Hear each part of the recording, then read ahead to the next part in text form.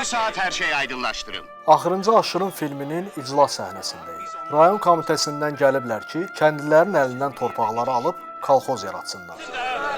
Ay kişi, sənin torpağın alan var? Yaqub kişi, hökumət sənə torpaq vermişdi. Niyə əkmirsən? Torpaq mənim gözüm billər. Eğer ona torpaq lazım değil, koy qaytarsın hökumətə. Torpağı bu kişiyə verib ha. Özü bilər, istər əkər, istər ilan mənədə.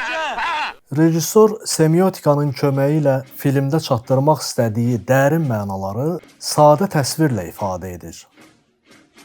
Bax, bu gördüyümüz iclas səhnəsi sadəcə bir toplantı təsviri deyil, ideoloji bir mizan quruluşudur.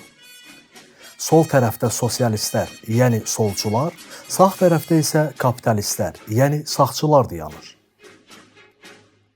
Kamera bu tərəfləri qarşı-qarşıya göstərməklə tamaşaçıda seçim dilemması yaradır.